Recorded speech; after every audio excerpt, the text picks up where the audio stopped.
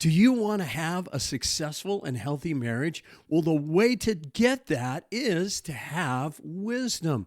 A problem that I see with a lot of married couples is that they don't have wisdom and they don't even know what it is or how to get it. Well, we all need wisdom to address the problems and challenges that come with being married and having families and just living life. Hi, I'm Coach Kelly DuPée, pastor, police chaplain, Christian marriage coach, and author of the book, Turn It Up, How to Have the Lifelong Marriage That You Really Want.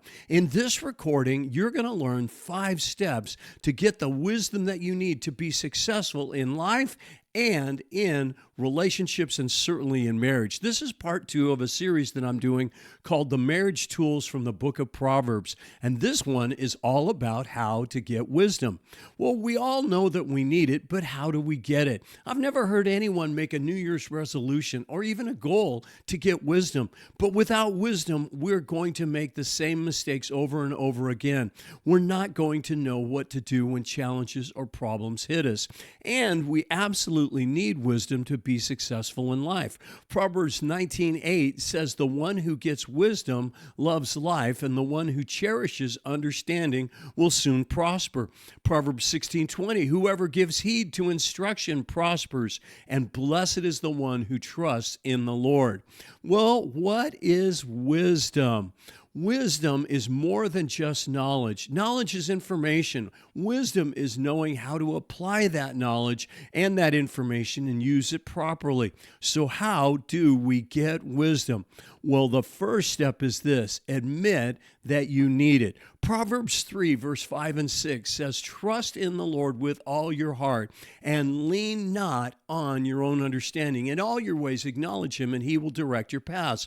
So where it says, lean not on your own understanding, what that means is admitting to yourself that you need wisdom. Because if you don't need wisdom, right, what are you saying to yourself? Is that you got it all figured out, that you know what to do, that you'll know how to handle the problems. And maybe in some of the problems you're facing, you'll be okay with the wisdom that you already have. But when you're faced with something that's overwhelming, what do you need to do? First off, admit, I need wisdom. Secondly, then, what do? Ask God for it. Proverbs also tells us that it is the fear of the Lord that brings wisdom into our lives. And then James 1:5 says this: "If any of you lacks wisdom, you should ask God, who gives generously to all without finding fault, and it will be given to you." What am I talking about here? Being a religious person? No, I'm talking about having a relationship with God through Jesus, that he loves you and cares for you and wants to help you and guide you and bless you through life, that he has a plan for your life. But we've got to come and surrender our hearts to him and say, "Jesus, please be my Lord and Savior. I'm going to follow you and serve you." And when you make that commitment, he forgives you of your sins. You have that relationship with him and the gift of eternal life. And out of that relationship comes the wisdom from God, because it all flows out of that relationship with the Lord. So, first step is admit you need it. Secondly, reach out and have a relationship with God, and then ask God to give it to you. Third step, though, is to learn from your mistakes. Whoa, this is a big one. You see, we all make mistakes in life, don't we? Yeah, absolutely. So what we need to do in order to grow is to look at what worked and what didn't, and what do I need to learn from it. There's that saying that experience is the best teacher. Well, I don't think it's just the experience. It's an evaluated experience. So you want to take some time to think and pray and write down in a journal, okay, what worked, what didn't work? What did I miss? What do I need to remember to do next time? Somehow you got to get it out of your head and your thoughts and put it somewhere so that you can go back and reflect on it. So keeping a journal of things that work in your marriage is a great idea. Maybe you did or said something wrong and that you had to go back and clean it up. Well, guess what? Write those things down and think to yourself, what was I thinking at that time? Why did I react that way? What do I need to learn? I've I've learned, by the way, that communication is usually the problem, and communication in relationships is usually the answer. And I'd like to send you my free couples communication guide that will give you my top 5 couples communication tips that will greatly improve your relationship and make it stronger. Well, I'll put a link to it in the description.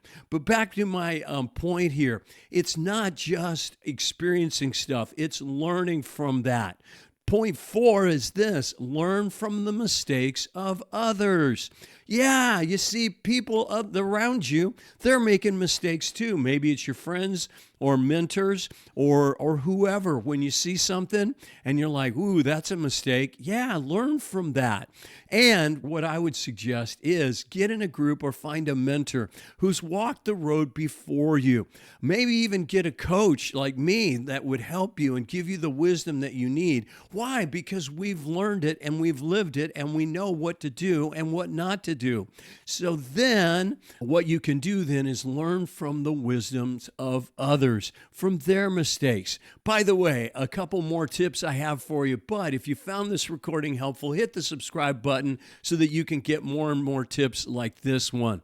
Step number 5 is to buy it. I mentioned coaching a little bit ago. Yeah, you can get books and videos and listen to podcasts or watch teachings like this, but you can also get help one-on-one from a coach like myself or a therapist perhaps that is going to guide you and give you some of their wisdom of what they've learned over the years. And then the last step to get the wisdom that you need is that you've got to use it.